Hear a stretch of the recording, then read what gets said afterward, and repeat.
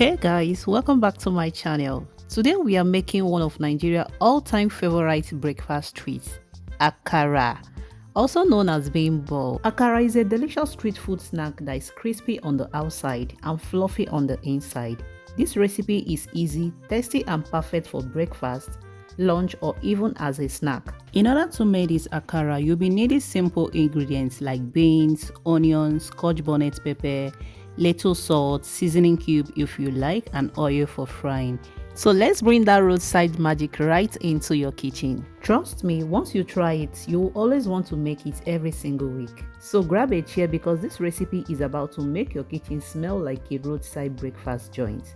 So to achieve this, make sure you watch from start to finish. If you rush these steps, don't blame me when your akara looks like a mini stone instead of a bean balls.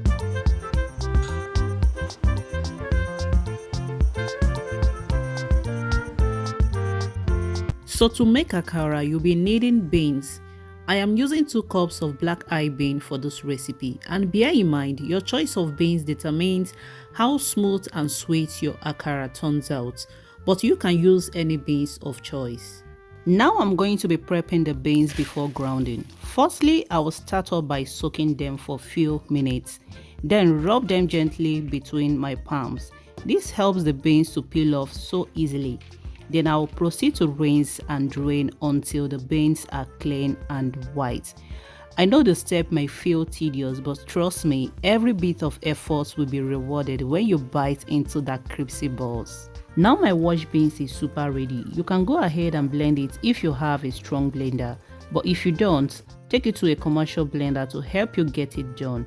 But remember to tell them you are using this puree for akara, so they won't add so many water to your puree. So right now I'm going to be soaking the beans for about 20 to 30 minutes.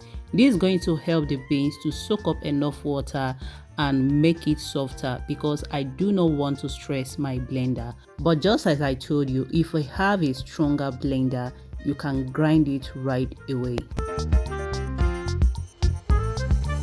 This is 30 minutes after soaking my peeled beans. The beans have become really soft, making it very easier to blend, and this is going to give me a very smooth puree paste. Now in the blender goes the beans, onion and pepper. Add just a tiny splash of water, not too much because we want the batter really thick. Blend until smooth and you will see the mixture turn creamy and rich. I'm using chili long peppers for my akara. If you want extra hotness, you can add scotch bonnet pepper. So if you have red bell pepper, go ahead to include while blending for that rich golden red color. Trust me, the taste and outcome is superb. The aroma alone that comes from blending this says breakfast is loading.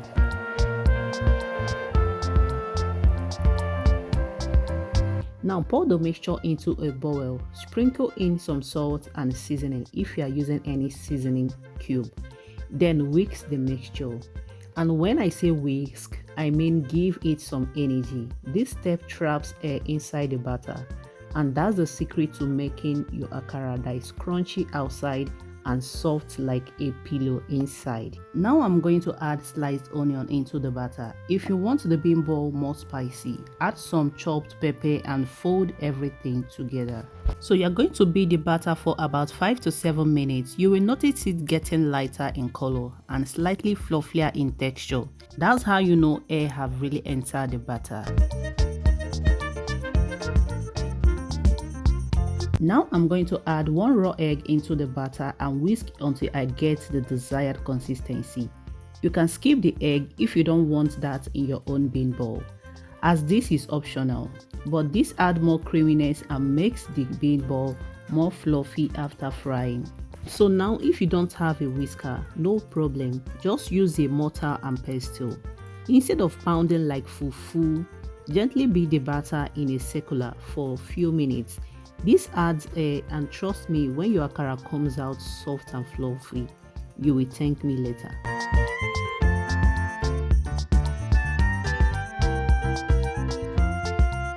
Now it's time to fry the akara.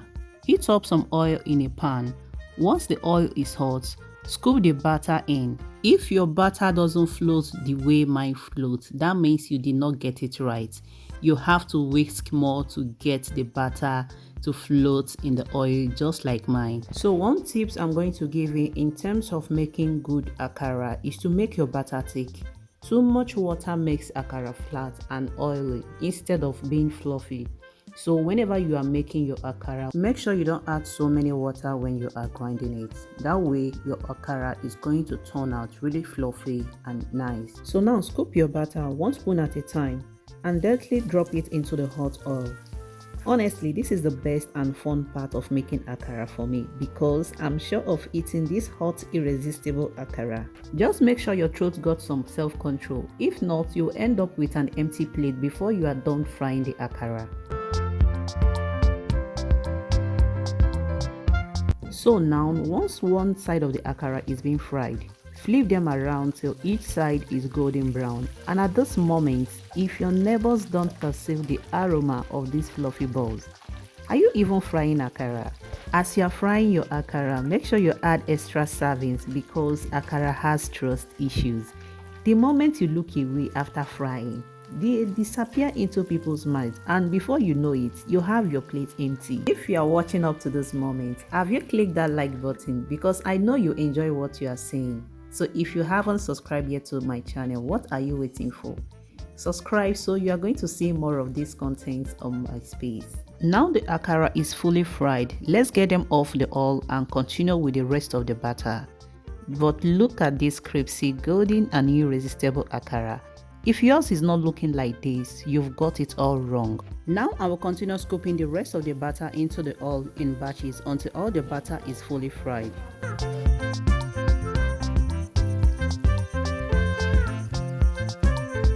If this recipe made your mouth water, don't forget to like the video, share to a friend who needs breakfast idea and easy recipe. Please don't forget to subscribe for more easy recipes on this page. And tell me in the comment section if you enjoy your akara with pap or akara with bread. So whichever way you eat your akara, just know that akara pairs well with anything and you can enjoy it in whichever way you choose to. And it's still going to taste really nice. And there you have it, my hot golden irresistible akara, crispy outside and fluffy inside.